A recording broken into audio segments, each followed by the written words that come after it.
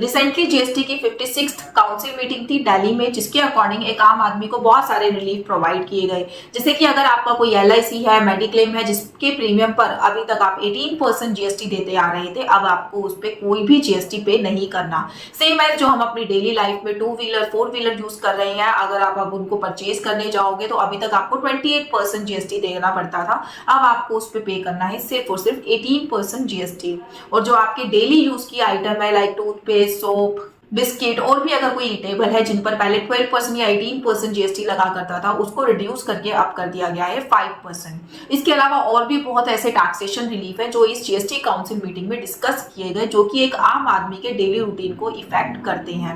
But आपको पता है कि क्या ये एक्चुअली आपको बेनिफिट मिलने वाला है? तो चलिए इसके ऊपर एक नजर डालते हैं। एक्चुअली हुआ क्या, गवर्नमेंट ने ये तो कह दिया कि आपको ये जीएसटी अब पे नहीं करना, इन सब चीजों पर ऊपर से जो है जीएसटी अब हटा दिया गया है, या फिर जो है जीएसटी लगेगा बट एक नॉमिनल अमाउंट का जीएसटी अब आपको पे करना पड़ेगा। बट इसके पीछे की सच्चाई ये है कि डिपार्टमेंट ने, गवर्नमेंट ने इसके साथ साथ ये भी कह दिया कि जिन लोगों से आप ये सर्विसेज ले रहे हैं या फिर जिन लोगों से आप ये गुड्स ले रहे हैं, तो इस तरीके के जो मैन्युफैक्चरर है, जो सर्विस प्रोवाइडर है, वो अब इनपुट टैक्स क्रेडिट यानी कि आईटीसी अवेल नहीं कर सकते। अगर मैं आपको लेमन लैंग्वेज में बताऊं कि आईटीसी होता क्या है, तो है कि जब भी आप सर्विसेज लेते हैं या फिर कोई गुड्स परचेज करते हैं किसी से, तो वो सर्विसेज प्रोवाइड करने के लिए या गुड्स देने के लिए उनको भी फर्दर कोई सर्विसेज या फिर मैन्युफैक्चरिंग का मटेरियल परचेज करना पड़ता है, जिसके ऊपर उनको पे करना होता है जीएसटी। तो अभी तक के सिनेरियो के अकॉर्डिंग जो वो जीएसटी पे करके आते थे, उस जीएसटी को एज अ इनपुट क्लेम कर लेते थे, और जो भी आउटपुट का मटेरियल हम लोग